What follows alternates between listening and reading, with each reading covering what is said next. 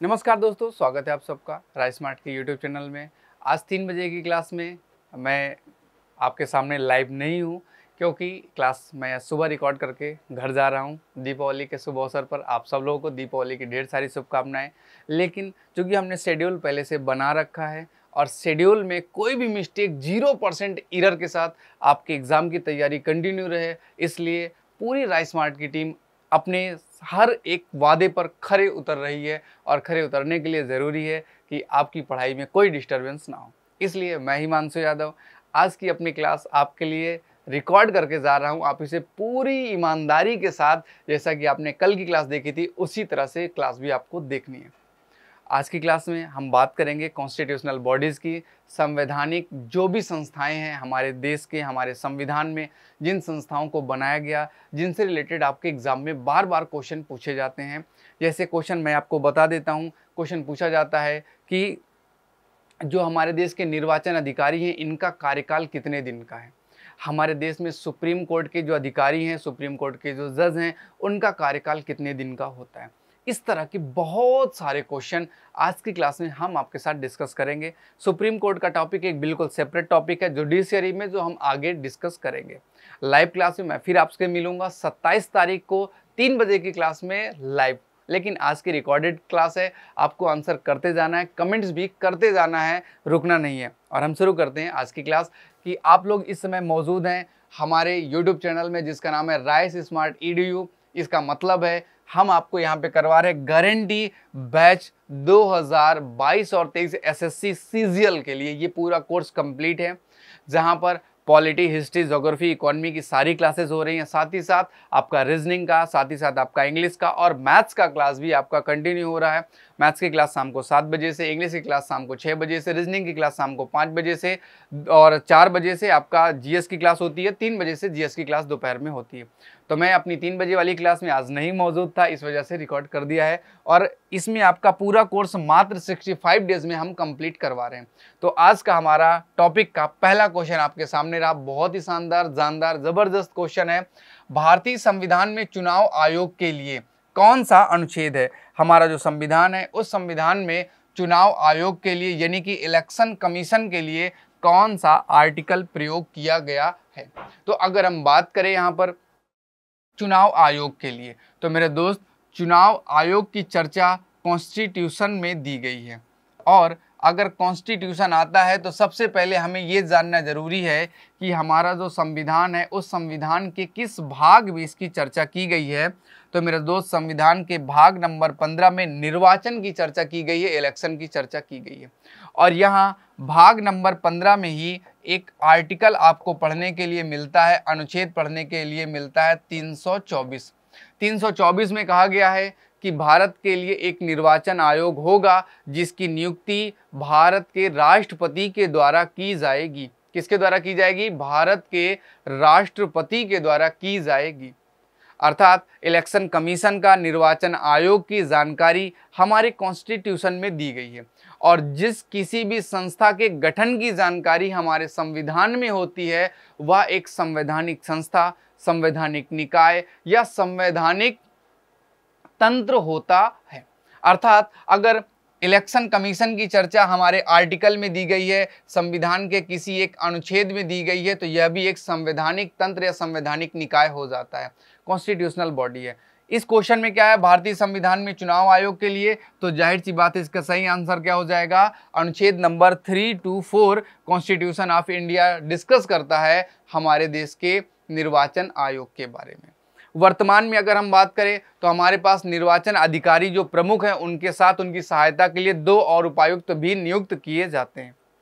इनकी सैलरी तीनों की बराबर होती है, तीनों के अधिकार बराबर होते हैं। बस फर्क यह होता है कि अगर हटाने की जरूरत पड़े, कार्यकाल में हटाने की जरूरत पड़े, तो मुख्य निर्वाचन अधिकारी को हटाने के लिए जैसे संसद आपके सुप्रीम कोर्ट के जज को हटाती है, उसी तरह से आपके जो मुख्य निर्वाचन अधिकारी उसको हटाया जा सकता है।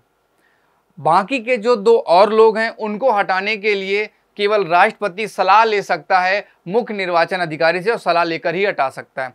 तो ये थोड़ा सा दोनों के बीच में अंतर है, मतलब जो हमारे आयुक्त के सहयोगी होते हैं। अब इसके अलावा हम बात करें कि भारत में जो पहला चुनाव हुआ कब करवाया गया, तो भारत में आज़ादी के बाद 1951-52 में पहला चुनाव करवाया गया। ये जो पहला चुनाव करवाया गया, तो क्वेश्चन आता है कि पहले चुनाव आयुक्त कौन थे, भारत के पहले चुनाव आयुक्त कौन थे। तो आपको याद रखना है, उनका नाम आता है SK सेन, यानी कि सुकुमार सेन। सुकुमार सेन जी ने भारत में पहली बार लोकसभा राज्यसभा का चुनाव संपादित करवाया, और ये अपने आप में बहुत बड़ा काम था। 8 लाख से ज़्यादा तो चुनाव की पेटियां बनाई गई थी जिनमें वोटों को डालना था। बहुत सारी चैलेंजेस थे, उन सारे चैलेंजेस को फेस किया और पूरे भारत में यानी कि पूरे विश्व में सबसे बड़े लोकतंत्र की स्थापना के लिए चुनाव करवाया। अपने आप में बहुत बड़ा साहसी कार्य था और उनकी योग्यता ने ये सिद्ध किया, उन्होंने अच्छे से काम किया।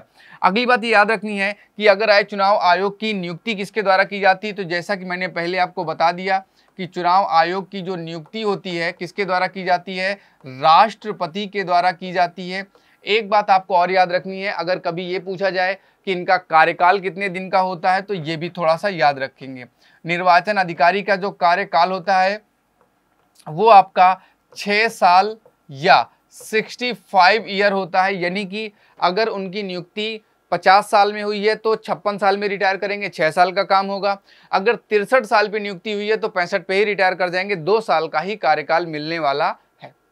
तो ये इनके कार्यकाल में है। रिजाइन कर सकते हैं राष्ट्रपति के प्रति, और अगर इनको हटाना है मुख्य चुनाव अधिकारी को, तो उसके लिए वही नियम है जो हमारे सुप्रीम कोर्ट के जज को हटाने का नियम होता है। तो और इसके अलावा सैलरी भी सुप्रीम कोर्ट के जज के बराबर यानी कि 2.5 लाख रुपया मिलने वाली है। तो अब चलते हैं, इसके लिए इतना काफ़ी है। चुनाव में जो सबसे ज़्यादा पूछा जाता है यही पूछा जाता है। एक तो आर्टिकल पूछा जाता है 324, भाग पूछा जाता है भाग नंबर 15, और पहले चुनाव अधिकारी कौन थे, SK सेन, सुकुमार सेन आपके थे। अब चलते हैं अगले क्वेश्चन पर। अगला क्वेश्चन क्या है, भारतीय संविधान के निम्नलिखित में से कौन सा अनुच्छेद भारत के अटॉर्नी जनरल की नियुक्ति से संबंधित है। पहले हम बात करते हैं अटॉर्नी जनरल होता कौन है। अटॉर्नी जनरल का मतलब होता है महान्यायवादी। कौन होता है, महान्यायवादी, यानी कि अटॉर्नी जनरल ऑफ इंडिया इसको कहते हैं, AGI। अब समझो AGI का मतलब क्या है। जैसे मान लीजिएगा कि हमारा और हमारे पड़ोसी से लड़ाई हो गई, तो हम अपना वकील और वो अपना वकील, दोनों लोग अपने वकील लेकर किसके पास जाते हैं, कोर्ट में, और कोर्ट में डिस्कशन होता है। ठीक है, होना चाहिए। लेकिन मान लीजिएगा कि हमारे घर के सामने से एक सड़क निकाली गई, हमने कहा ठीक है निकाल लो। सड़क के बाद हो सकता है कि वहाँ पे नाली बनानी हो और नाली की वजह से हमारे घर को गिराना पड़ रहा हो। हमारा घर लीगल है, सब कुछ अच्छे तरीके से था, लेकिन सरकार ज़बरदस्ती हमारे घर का अधिग्रहण कर रही है। हमारे घर पे उसने ज़बरदस्ती तालाब का नक्शा पास कर दिया। तब हम क्या करें, तब हम सरकार के खिलाफ कोर्ट में जाएंगे। अब हम सरकार के खिलाफ कोर्ट में जाएंगे तो सरकार क्या करेगी, हमसे वाद विवाद करेगी। अब वाद विवाद के लिए ये तो ज़रूरी नहीं है कि हमारे मुख्यमंत्री या हमारे DM हमारे सामने डेली मौजूद हों कि चलो भाई तुम भी आओ हम भी आएँ। ऐसे में तो हमारे देश की जनसंख्या ही है 120 करोड़ से ज़्यादा, अभी तो 140 करोड़ के आसपास है। अब इतनी जनसंख्या और हर व्यक्ति कभी ना कभी सरकार से गुस्सा हो जाता है, कोई ना कोई आदमी सरकार के खिलाफ केस करता रहेगा। तब तो हो गया, मोदी जी काम कर चुके, डेली वो हमारे लिए कोर्ट में ही खड़े रहेंगे। तो ऐसी समस्याओं से बचने के लिए, जैसे मान लीजिएगा एक राज्य है उसका नाम है हरियाणा, एक राज्य है जिसका नाम है UP, एक केंद्र शासित प्रदेश है दिल्ली। यमुना नदी का पानी हरियाणा से होते हुए दिल्ली आता है, दिल्ली से होते हुए किधर जाता है, UP जाता है। लेकिन हरियाणा सरकार उस यमुना के पानी को केवल हरियाणा में सीमित कर ले, आगे न जाने दे, तो गड़बड़ हो गया। दिल्ली वाले को पानी नहीं मिलेगा, दिल्ली में पानी यमुना नदी से आता है और वो पानी नहीं आएगा तो कैसे काम चलेगा। उन्होंने पानी आना बंद कर दिया, तो अब दिल्ली के अरविंद केजरीवाल जी कोर्ट में जाके केस करेंगे, और जब कोर्ट में जाके केस करेंगे भारत सरकार की मदद चाहेंगे या फिर वो केस करेंगे हरियाणा गवर्नमेंट के ऊपर, तो हरियाणा सरकार के अब खट्टर जी नहीं आ जाएंगे, चलो भैया हम आ गए, हाँ बताओ क्या बात है, नहीं। वो अपना एक वकील भेजेंगे, अपना एक प्रतिनिधि भेजेंगे जिसे महाअधिवक्ता कहा जाता है। जैसे राज्यों का अपना महाअधिवक्ता होता है, उसी तरह से केंद्र सरकार का अपना महान्यायवादी होता है। जब ऐसी ही कोई लड़ाई हमें केंद्र सरकार से हो जाती है, मान लीजिएगा ग्रांट देना था भारत सरकार को, ग्रांट भारत सरकार ने देने का वादा किया और फिर भी नहीं दे पा रही है, तब ऐसे मामले में आप कोर्ट जा सकते हो, सरकार के खिलाफ केस कर सकते हो। अक्सर राज्य सरकारें केंद्र सरकार के खिलाफ केस करती रहती हैं। अब मोदी जी हर समय सुप्रीम कोर्ट में तो खड़े हो नहीं सकते, तो उन्होंने अपना एक वकील परमानेंट फिक्स कर रखा है, जिस वकील का नाम है महान्यायवादी। हर बड़ी कंपनी अपना 1, 2, 4, 15, 20, 25 बहुत सारे वकील रखती है, जो उनकी कानूनी सलाह देते हैं और उनके कानूनी कोई केस होता है तो उस पर वो केस लड़ने आते हैं। भारत सरकार का भी अपना एक वकील है, उस वकील का नाम है महान्यायवादी, यानी कि अटॉर्नी जनरल ऑफ इंडिया। इसी तरह से अगर हम इसकी बात करें तो ये तो आपका हो जाता है केंद्र में। इसी तरह से राज्य में भी एक होता है जो राज्यों को राज्य सरकार के लिए मदद के लिए काम करता है, उसका नाम होता है महाअधिवक्ता, एडवोकेट जनरल ऑफ स्टेट उसे कहा जाता है। दोनों को हम थोड़ा सा समझ लेते हैं, बाकी का दोनों में कॉन्सेप्ट सेम टू सेम है। जैसे अगर हम बात करें एजीआई की, यानी कि महान्यायवादी की, और एक होता है महाअधिवक्ता, यानी कि एडवोकेट जनरल ऑफ स्टेट। महान्यायवादी की अगर हम बात करें तो महान्यायवादी की नियुक्ति की पहले बात करें तो इसकी नियुक्ति कौन करता है? इसकी नियुक्ति की जाती है राष्ट्रपति के द्वारा। और अगर हम बात करें महाअधिवक्ता की तो इसकी नियुक्ति की जाती है राज्यपाल के द्वारा। किसके द्वारा की जाती है? राज्यपाल के द्वारा। आगे हम बात करें इनके दोनों के अनुच्छेद क्या है, आर्टिकल क्या है, तो महान्यायवादी का सारी की सारी जानकारी डिटेल आर्टिकल नंबर 76 में दी गई है। अगर हम महाधिवक्ता की बात करें तो 165 में इसकी पूरी जानकारी दी गई है, अनुच्छेद नंबर 165 में डिटेल इसका दिया गया है। अगर हम बात करें महाअधिवक्ता के कार्यकाल की तो एक चीज याद रखेंगे कि ये फिक्स नहीं होता है। महान्यायवादी की बात करें तो यह भी फिक्स नहीं होता है। क्यों? क्योंकि महान्यायवादी जो है ये राष्ट्रपति के प्रसाद पर्यंत पद धारण करता है, जबकि महाअधिवक्ता राज्यपाल के प्रसाद पर्यंत पद धारण करता है। लेकिन फिर भी जैसे मान लीजिएगा अभी बीजेपी की सरकार है, बीजेपी ने किसी एक व्यक्ति को अपना महान्यायवादी नियुक्त किया और 2 साल बाद इनकी सरकार खत्म हो गई, एक नई सरकार आ गई। मान लीजिएगा कोई भी एक पार्टी की सरकार आ गई, तो जो नई पार्टी की सरकार आएगी वो अपना वकील ईमानदारी से चाहिए कि वो ना बदले, क्योंकि पहले वाला वकील भी भारत सरकार के लिए काम कर रहा था, मोदी जी के लिए काम नहीं कर रहा था। इसलिए लोग एथिकली रूप से या पार्टियां एथिकली रूप से इन्हें 6 साल का कार्यकाल पूरा करने देती हैं, उससे पहले नहीं हटाती। लेकिन अगर चाहें तो हटा सकती हैं, कोई नियम यहाँ पे बाध्य नहीं करता है। राज्यपाल भी 6 साल तक उसी व्यक्ति को क्या बने रहने देता है? महाअधिवक्ता। अगर हम बात करें योग्यता की तो देखो, ये जो हमारा एजीआई होता है ये सुप्रीम कोर्ट में भी जा सकता है, सुप्रीम कोर्ट में अपनी बातों को रख सकता है, हाई कोर्ट में रख सकता है। इवन इसके पास इतना पावर है कि ये संसद की बैठक में भी जा सकता है, पार्टिसिपेट कर सकता है, डिबेट डिस्कशन में हिस्सा ले सकता है, बस वोटिंग नहीं करता, मतदान का कार्य नहीं करता, बाकी के सारे कार्य करता है। इसे सभी प्रकार के विशेषाधिकार, पार्लियामेंट्री प्रिविलेज, आर्टिकल 105 भी उसे प्राप्त होता है। किसे? महान्यायवादी को। अर्थात ये संसद की बैठक में पार्टिसिपेट कर सकता है। उसी तरह से महाअधिवक्ता जो राज्य की विधानमंडल होते हैं, राज्य विधानमंडल, इन राज्य विधानमंडल में बैठकर डिबेट कर सकता है, डिस्कशन कर सकता है, बात कर सकता है, वाद विवाद कर सकता है, बस वोटिंग नहीं करता। अगली चीज, इनके पास योग्यता किसके बराबर होती है? तो अगर योग्यता के बारे में आता है तो महान्यायवादी के पास योग्यता होनी चाहिए सुप्रीम कोर्ट का जज बनने की। किसकी योग्यता होनी चाहिए? सुप्रीम कोर्ट का जज। जबकि महाधिवक्ता की बात करें तो इसके पास हाई कोर्ट का जज बनने की योग्यता होनी चाहिए। इसकी सैलरी हाई कोर्ट के जज के बराबर होती है और इसकी सैलरी सुप्रीम कोर्ट के जज के बराबर होती है। तो अब इस क्वेश्चन में आप इस क्वेश्चन का आंसर निकाल सकते हो, भारतीय संविधान के निम्नलिखित में से कौन सा अनुच्छेद भारत के अटॉर्नी जनरल की नियुक्ति से संबंधित है? नो डाउट आर्टिकल नंबर 76, अनुच्छेद नंबर कौन सा है? 76 इस बारे में डिस्कस करता है। बोलो भारत माता की जय। आगे चलते हैं अगले क्वेश्चन पर। अगला क्वेश्चन क्या है? भारतीय रिजर्व बैंक की स्थापना 1 अप्रैल 1935। डिस्कशन का आगे कोई मतलब नहीं है, सिंपल सा है, आपको याद होना चाहिए।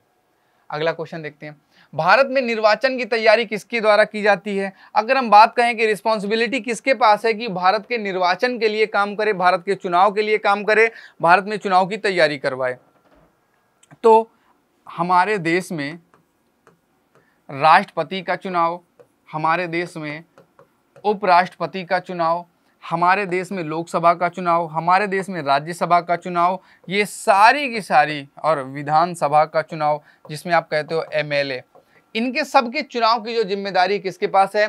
भारत के निर्वाचन आयोग के पास है। किसके पास है? इलेक्शन कमीशन ऑफ इंडिया के पास ये सारी की सारी डिटेल होती है, मतलब पावर होती है, रिस्पॉन्सिबिलिटी होती है कि वो क्या करे, इनका चुनाव करवाए। दूसरी एक बात और आपको बताता हूं, ये जो निर्वाचन आयोग होता है, यही निर्वाचन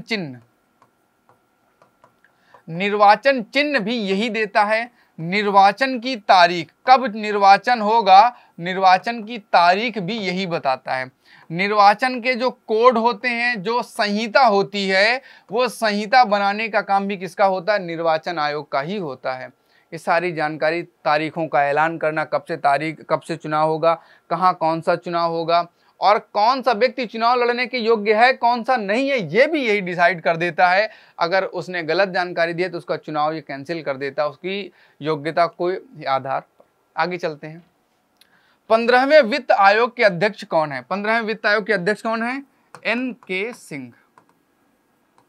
एन.के. सिंह वित्त आयोग के अध्यक्ष हैं। तो अगला क्वेश्चन है, सर वित्त आयोग है कहाँ? तो मेरे दोस्त, वित्त आयोग की बात करें तो वित्त आयोग हमारे संविधान में है।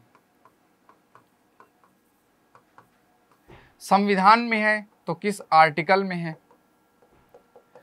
280 में। अनुच्छेद नंबर 280 में कहा गया है कि भारत का एक वित्त आयोग होगा, और उस वित्त आयोग की नियुक्ति किसके द्वारा की जाएगी? वित्त आयोग की नियुक्ति किसके द्वारा की जाएगी? राष्ट्रपति के द्वारा। वित्त आयोग के सदस्य कितने होंगे? 5 सदस्य बताए जाते हैं। 5 सदस्यों से मिलकर बनेगा ये आपका वित्त आयोग। कार्यकाल कितने दिन का होगा? वित्त आयोग का कार्यकाल 5 साल का होता है। खास बात यह है कि वित्त आयोग जब बनाया जाता है तब इसका कार्यकाल नहीं होता, इसका कार्यकाल इसके रिटायरमेंट के बाद अगले 5 साल पर यह लागू किया जाता है। जैसे अभी वाला जो कार्यकाल है वो 21 से 26 के लिए है, फिर अगले आएंगे 26 से आगे, ये आगे के डेट के लिए होता है। अध्यक्ष अभी रहेंगे लेकिन इनकी रिकमेंडेशन आगे लागू होंगी जब इनका कार्यकाल क्या हो जाएगा? समाप्त हो जाएगा। ये यहाँ पे एक खास बात है। तो इसका सही आंसर क्या हो जाएगा? एन.के. सिंह कहाँ है? वाई.वी. रेड्डी, सी.जी. मुर्मू, नंद किशोर सिंह। एन.के. सिंह आपके ये हो जाएंगे, नंद किशोर सिंह, एन.के. सिंह। केंद्रीय सतर्कता आयोग की स्थापना कब की गई? अब देखो, जब किसी भी संस्था की जानकारी कॉन्स्टिट्यूशन में है तो संवैधानिक है, लेकिन केंद्रीय सतर्कता आयोग की कोई भी जानकारी हमारे संविधान में नहीं है। अब संविधान में नहीं है तो जाहिर सी बात है ये संवैधानिक नहीं होगा। ये क्या नहीं होगा? संवैधानिक। शब्द थोड़ा सा कुछ लिखते हैं, संविधानिक, सांविधिक, यहाँ पे धा होगा, सांविधिक। ये का है आधा और ये या, फिर से लिख दूं क्या? थोड़ा सा गड़बड़ हो रहा है। सांविधिक, ये सही है, इसको हटा देता हूं, ठीक है। इसमें दोनों में अंतर क्या है? ये संविधानिक है, ये सांविधिक है। ये आधा का वाला याद रखना है। इसको कहते हैं कॉन्स्टिट्यूशनल, इसको कहते हैं स्टैट्यूटरी, मतलब सांविधिक। दोनों में फर्क क्या है? इसका जिक्र 100% कॉन्स्टिट्यूशन में होगा और इसका जन्म किसके द्वारा किया जाएगा? संसद के द्वारा। संसद कोई एक कानून बनाएगा, उस कानून के माध्यम से कोई संस्था बनाई जाए तो उसे क्या कहते हैं? सांविधिक कहते हैं। और अगर सरकार केवल बोल दे, जैसे वो बोल दे कि हम एक नई संस्था बनाएंगे, नीति आयोग, लेकिन इसके जन्म के बारे में कोई डिटेल संसद में नहीं दी गई, तो इसे कहा जाता है संविधानेतर। संविधानेतर का मतलब संविधान से अलग। 3 शब्द आपको मिल गए। संविधानिक, सांविधिक, संविधानेतर। संविधानेतर का मतलब ना वो संसद में है, इसका निर्माण संसद के द्वारा होता है, इसका निर्माण कॉन्स्टिट्यूशन के द्वारा होता है, और इसका निर्माण सरकार के द्वारा होता है, जिसे आप कह सकते हो कार्यपालिका के द्वारा इसका निर्माण किया गया। ये विधायिका के द्वारा हो गया। ये कार्यकारी रूप में सरकार आदेश जारी करती है, उन आदेशों के द्वारा जारी होता है। अब आपसे क्वेश्चन पूछा जाता है कई बार कि बताओ हमारी नीति आयोग कैसी संस्था है। ऑप्शन होता है सांविधिक निकाय, सांविधिक निकाय, संवैधानिक निकाय, संविधानेतर निकाय, और इनमें से कोई नहीं या इनमें से एक से अधिक। तब वहां पे याद रखना है कि संवैधानिक मतलब संविधान में होना चाहिए। अगर मैं बात करूं केंद्रीय सतर्कता आयोग की, तो केंद्रीय सतर्कता आयोग दरअसल था क्या कि महिलाओं के लिए सामाजिक और शैक्षणिक रूप से बहुत ज्यादा पिछड़ापन था, तो इनके उत्थान के लिए एक समिति बनाई गई थी। उस समिति का नाम था संथानम समिति। महिलाओं के लिए बनाई गई थी, महिलाओं के उत्थान के लिए बनाई गई थी संथानम समिति। और संथानम समिति ने 1964 में रिकमेंड किया कि एक हमें सीवीसी बनाना चाहिए, सेंट्रल विजिलेंस कमीशन का निर्माण किया जाना चाहिए। तो सेंट्रल विजिलेंस कमीशन का निर्माण किया गया एक समिति के कहने पर। अभी इसका संसद से कोई लेना देना नहीं था, सरकार ने बना दिया। लेकिन आगे चलकर 2003 में कोर्ट ने थोड़ी सी मदद की और कहा ये एक मोस्ट इंपॉर्टेंट संस्था है और इसे वैधानिक दर्जा दिया जाना चाहिए। कौन सा दर्जा? कानूनी दर्जा दिया जाना चाहिए। जब इसे कानूनी दर्जा देने की बात आई तब इसको पद मिल गया सांविधिक का, स्टैच्यूटरी बॉडी का, संसदीय संस्था का इसे पद मिल गया या अधिकार मिल गया। तो अभी अगर केंद्रीय सतर्कता आयोग की बात की जाए तो ये आपका सांविधिक के निकाय है, ये आपका कानूनी संस्था है। 2003 में जब सुप्रीम कोर्ट ने इस पर कहा तब ये हुआ। उसके पहले ये एक सरकार के आदेश पर बनाई गई संस्था थी, जो क्या करती थी, भारत सरकार को सतर्क करती थी जहां कहीं कुछ दुर्घटना होने वाली है, पहले ही ये बता देती थी। इसका जन्म 1964 में केंद्रीय संथानम समिति की सिफारिश पर किया गया था। तो ये इंपॉर्टेंट है और इसमें अब लगातार चेंजेस हो रहे हैं। इसके कार्यकाल को लेकर, इसके सदस्यों की नियुक्ति का सारा काम राष्ट्रपति ही करता है। ठीक है, तो अगर कभी भी आता है तो नियुक्ति वगैरह का काम राष्ट्रपति करता है और मोस्ट इंपॉर्टेंट संस्था है, केंद्र की संस्था होती है। आगे चलते हैं, ये याद रखना संथानम समिति का संबंध किससे है? निर्वाचन आयोग। निर्वाचन आयोग का मतलब क्या हुआ भाई? कहाँ गया? Election commission. Election commission article number 324, supreme court article 124। Supreme court का आर्टिकल क्या है? 124। Union public service commission article number 315, union public service commission, ठीक है, जिसे आप कहते हो यूपीएससी, जो आपका आईएएस वाला एग्जाम कराता है ना, आईएएस के माध्यम से बनाया जाता है। Indian administrative service, Indian forest service, तो यूनियन पब्लिक सर्विस कमीशन वाला है। Office of the controller and auditor general, जिसे आप कहते हो सीएजी। सीएजी का मतलब कैग, और इसका आर्टिकल है 148। आर्टिकल 148 में कौन है? Controller Auditor General. कह क्या रहा है? Which one feature is common. इन सभी संस्थाओं में कौन सी एक चीज है जो कॉमन है? ऑप्शन क्या है? परामर्शदात्री संस्थाएं हैं, संविधानेतर संस्थाएं, वही आ गया ना, नॉन कॉन्स्टिट्यूशनल, वे विधानमंडल द्वारा नियंत्रित हैं, ये संवैधानिक संस्थाएं हैं। जैसा कि मैंने आपको बताया था, अगर हर एक चीज के बारे में डिस्कस कॉन्स्टिट्यूशन में है तो इसका जाहिर सा मतलब है कि वो संवैधानिक तंत्र होगा, संवैधानिक संस्था होगी। अब संवैधानिक संस्था तो जाहिर सी बात है डी ऑप्शन आपका क्या हो जाएगा? सही, क्योंकि इनकी सबकी जानकारी कॉन्स्टिट्यूशन में दी गई है और दरअसल ये संवैधानिक संस्थाएं हैं और भारत की ये क्या है, बहुत ही इंपॉर्टेंट और बहुत ही ज़रूरी और काम की संस्थाएं हैं। जैसे ये आईएएस की नियुक्ति करता है, ये पूरे देश की कानून व्यवस्था को सुधार के रखता है सुप्रीम कोर्ट, और आपका जो है इलेक्शन कमीशन, ये आपके चुनाव के बारे में डिस्कशन करता है। ऊपर हिंदी में भी वही लिखा होगा, संघ लोक सेवा आयोग, सर्वोच्च न्यायालय, महालेखा परीक्षक। आगे एक दो क्वेश्चन और आएंगे महालेखा परीक्षक के, तो वहाँ पे हम पूरा डिस्कस करने वाले हैं। फिलहाल ये कैसी संस्थाएं हैं? ये कॉन्स्टिट्यूशनल बॉडीज हैं, संवैधानिक संस्थाएं हैं। ठीक है, कोई दिक्कत भाई तो नीचे कमेंट अभी कर दीजिएगा। जितनी बार आपको दिक्कत लगती जाए उतने आप कमेंट करते जाइएगा, ताकि हम 27 तारीख की क्लास में आपके जो भी क्वेरीज हैं वो सारी सॉर्ट आउट हो जाए। भारत के नियंत्रक और महालेखा परीक्षक की नियुक्ति कौन करता है? तो पहले बात करते हैं नियंत्रक और महालेखा परीक्षक की, सीएजी की, यानी कि controller and auditor general of India, CAG. CAG की बात कर लेते हैं। सीएजी का आर्टिकल है 148। कैग का काम क्या होता है? कैग का काम होता है हमारे देश में जो भी खर्चा हो रहा है, जैसे मान लीजिएगा कि भारत सरकार ने एक सड़क बनवाई, तो सड़क बनवाने के लिए भारत सरकार को बजट निकालना पड़ता है, बजट को पास करती है, और बजट में मान लीजिएगा 100 रुपए का खर्चा हुआ, तो ये 100 रुपया जो पास हुआ इसको सड़क बनाने में खर्च किया गया। तो जब खर्च हो जाता है तो सीएजी ये 100 रुपया चेक करता है कि जहां के लिए निकाला गया वहीं खर्च हुआ या नहीं।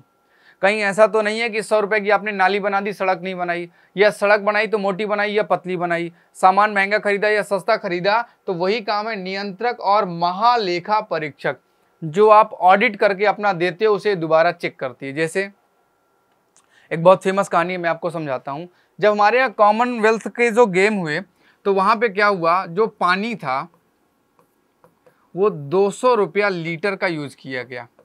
अब बताओ बिस्लरी का पानी 20 रुपया लीटर का आता है, यूज कितने का हुआ? 200 रुपये लीटर का। उन्होंने पूरे कॉलम में लिख दिया 200 रुपये लीटर का पानी, इतने रुपए का ये, इतने रुपए का ये, इतने रुपए का ये, हिसाब बना दिया कि बजट हमको आया था 100 रुपया, कॉमनवेल्थ गेम का खर्च हमने कर दिया 100 रुपया, ये कैश मेमो बना के दे दिया। अब ये कैश मेमो किसके पास जाएगा? ये जाएगा हमारे सीएजी के पास, कंट्रोलर ऑडिटर जनरल के पास। वो चेक करेगा कि पानी 200 रुपया लीटर, मतलब आपने 180 रुपए का क्या किया? घोटाला किया।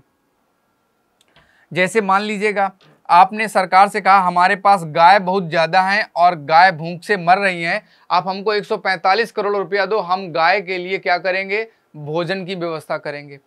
भारत सरकार ने कहा ले जाओ भाई, अब गाय मरने ना पाए, भोजन की व्यवस्था करो। हमने 145 करोड़ रुपया खा लिया।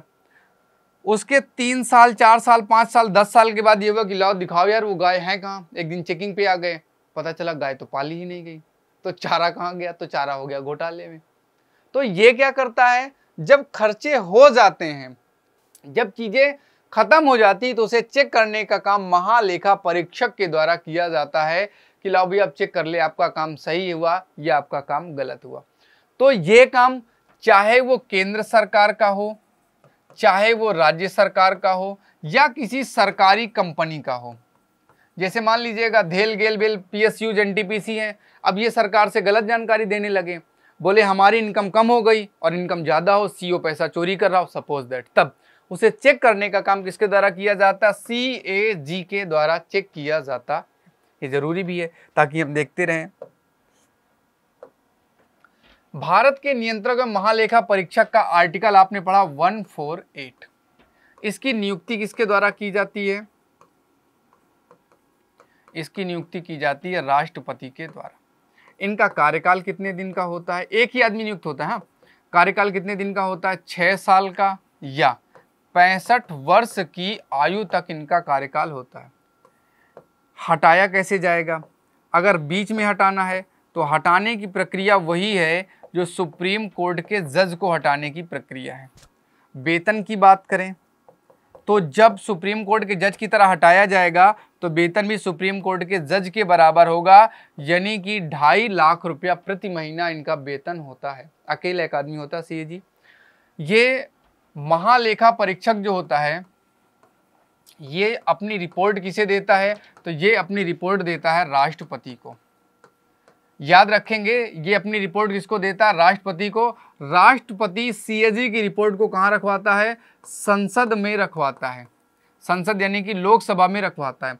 और लोकसभा में पीएसी बनाई जाती है, पब्लिक अकाउंट कमेटी, जो इसकी रिपोर्ट की दोबारा जांच करती है। इसलिए पीएसी को सीएजी का जुड़वा बहन भी कहा जाता है। सीएजी को बाबा साहब बी.आर. अम्बेडकर जी ने कहा था कि हमारे संविधान की सबसे महत्वपूर्ण संस्था है जिसका नाम है सीएजी। हमने 100 रुपये आपसे लिया, 100 रुपये का हिसाब आपको दे दिया, खर्च हो गए। हमने गलत जगहों पे खर्च किया, फिर भी हमने खर्च कर दिया, तो क्या अब वो पैसा वापस आ सकता है? नहीं, अब वो पैसा वापस नहीं आ सकता। इसका मतलब ये नियंत्रण का काम नहीं करता, ये केवल महालेखा का काम करता है, केवल चीज़ों को चेक कर सकता है, ये वापस पैसे नहीं ला सकता। जो पैसे खर्च हो गए सो खर्च हो गए, अब वो दोबारा वापस आने वाले नहीं है। इसका मतलब ये नियंत्रण का काम नहीं करता, अर्थात इसका नाम गलत है। जैसा नाम वैसा काम नहीं है। अगर आपसे कभी पूछा जाए कि कौन सी ऐसी संस्था है जिसका नाम जैसा है वैसा वो नहीं है, मिस नॉमर है, नाम के अनुरूप काम नहीं करती, तो वो है CAG, क्योंकि ये नियंत्रण का काम नहीं करती, सिर्फ महालेखा का काम करती है। आपकी दी गई कैश मेमो को ही दोबारा चेक करती है। जैसे आपने पुल बनाया और पुल में आपने सीमेंट यूज किया 2000 रुपए वाली, और जब चेक किया गया तो वहां पे आपने 180 रुपए बोरी वाली ही सीमेंट लगाई थी, तो इसका मतलब आपने 1800 कितने रुपए का एक बोरी में घोटाला किया। अब तो कर दिया, अब तो सीमेंट लग गई, अब पैसा वापस आएगा? नहीं आएगा। तो ये चीजें यहाँ पे थोड़ी सी देखने वाली होती है, इसलिए। अच्छा, यहाँ पे याद रखना है आर्टिकल 148 किससे संबंधित है? CAG से संबंधित है, और इसकी नियुक्ति राष्ट्रपति के द्वारा की जाती है। कार्यकाल आपको मैंने बताया। भारत के नियंत्रक और महालेखा परीक्षक के कार्यकाल कितना होता है? कार्यालय का कार्यकाल, यानी कि मान लीजिएगा कोई व्यक्ति नियुक्त हुआ 60 साल की आयु में, तो कब तक काम करेगा? 65 साल की आयु तक। अगर कोई व्यक्ति नियुक्त हुआ 50 साल की आयु पर, तो इसका कार्यकाल कितने दिन का होगा? जाहिर सी बात है, इसका कार्यकाल होगा 56 साल तक। अर्थात 6 साल या 65 वर्ष की आयु तक CAG का कार्यकाल होता है। 6 वर्ष, 65 वर्ष की आयु, जो भी कम हो। बी ऑप्शन सही हो गया। आगे चलते हैं। भारत के संविधान को संविधान सभा द्वारा कब अपनाया गया? संविधान सभा द्वारा कब अपनाया गया? 26 नवंबर 1949 को, जब हमारी प्रस्तावना अपनाई गई, तो वहां पे लिखा जाता है, हम भारत के लोग भारत के संपूर्ण प्रभु संपन्न समाजवादी पंथनिरपेक्ष लोकतंत्रात्मक गणराज्य बनाने के लिए ... और आगे लिखा है 26 नवंबर 1949 मीत मार्क्सुक्त संमत 2006 विक्रमी को इस संविधान सभा द्वारा अंगीकृत अधिनियमित आत्मार्पित करते हैं। यानी संविधान सभा ने कब अपनाया था? 26 नवंबर 1949 को हमारे संविधान को अपना लिया था। लागू कब किया गया था? लागू किया गया था 26 जनवरी 1950 को। संविधान सभा की अंतिम बैठक कब होती है? 24 जनवरी 1950 को। संविधान सभा की पहली बैठक कब होती है? 9 दिसंबर 1946 को। दूसरी बैठक कब होती है? 11 दिसंबर 1946 को। बोलो भारत माता की जय। अगला क्वेश्चन, भारत के संविधान में कौन सा अनुच्छेद भारत के नियंत्रक महालेखा परीक्षक के प्रावधान करता है? आर्टिकल नंबर 148, अनुच्छेद नंबर 148 CAG से संबंधित है। आर्टिकल 148। भारत की केंद्र सरकार का सर्वोच्च कानूनी अधिकारी कौन होता है? भारत का महान्यायवादी, अटॉर्नी जनरल ऑफ इंडिया। क्यों? इस पर चर्चा करेंगे, क्यों। आओ, जब हम कॉन्स्टिट्यूशन पढ़ते हैं तो 1 से लेकर 4 तक इसकी चर्चा यूनियन एंड स्टेट की, 5 से लेकर 11 तक चर्चा किसकी? सिटीजनशिप की, नागरिकता की। 12 से लेकर 35 तक चर्चा है फंडामेंटल राइट्स की। 36 से लेकर 51 तक चर्चा है आपका DPSP की। आर्टिकल नंबर यहाँ पे 51 छोड़ रहा हूं, फंडामेंटल ड्यूटी वाला। 52 से शुरू हो जाते हैं आपके राष्ट्रपति, आपके 63 में शुरू होते हैं उपराष्ट्रपति, आपके 74 में आते हैं आपके मंत्री परिषद आती है, प्लस आपके प्रधानमंत्री आते हैं। 75 में भी यही आते हैं। यहां तक किसी भी ऑफिसर की कोई जानकारी नहीं है, किसी भी ऑफिसर का कोई नाम यूज नहीं किया गया है। जो भी है वो हमारे देश के प्रथम नागरिक हैं, हमारे देश के 2-3 नागरिक, हमारे देश के राज्य के प्रमुख हैं, या हमारे देश के प्रमुख हैं। ऑफिसर की कोई जानकारी नहीं है। लेकिन 75 के बाद जैसे ही वर्ड आता है आर्टिकल नंबर 76, तो चर्चा किसकी होती है? भारत के महान्यायवादी। संविधान में भी जो शुरुआत में जो सबसे पहले किसी अधिकारी की, किसी ऑफिसर की चर्चा है, तो वो है महान्यायवादी, अटॉर्नी जनरल ऑफ इंडिया। अर्थात ये सबसे बड़ा अधिकारी होता है। कौन सा अधिकारी होता है? विधि का, लॉ का। क्यों? क्योंकि उसका रीजन है, क्योंकि ये कानूनी जानकारी देता है। सबसे बड़ा अधिकारी है। राष्ट्रपति भी हमारे देश का अधिकारी होता है, सेना से संबंधित। सेना का सारी जिम्मेदारी राष्ट्रपति के पास है। सेना का सर्वोच्च अधिकारी कौन होता है? सेना का सर्वोच्च अधिकारी राष्ट्रपति होता है। लेकिन विधि में सबसे बड़ा जो अधिकारी होगा उसका नाम है अटॉर्नी जनरल, क्योंकि आर्टिकल 76 शुरुआत में आता है और इसे मान्यता दी गई है कि भारत में विधि का प्रथम अधिकारी माना जाएगा, कानूनी प्रथम अधिकारी। जज नहीं, जज सुप्रीम कोर्ट का होगा वो अलग है, हाई कोर्ट का होगा वो अलग है। यहाँ ऑफिसर की बात है, अधिकारी की बात है। तो अधिकारी आपका कौन होता है? Attorney general of India. Article है 76। नीति आयोग के वर्तमान CEO कौन है? परमेश्वर अय्यर। अभी वर्तमान में यही है। नीति आयोग की स्थापना कब हुई थी भैया? 2015 में। फुल फॉर्म क्या है? National institute for transforming India. यानी कि आज की क्लास का यहीं पर होता है द एंड।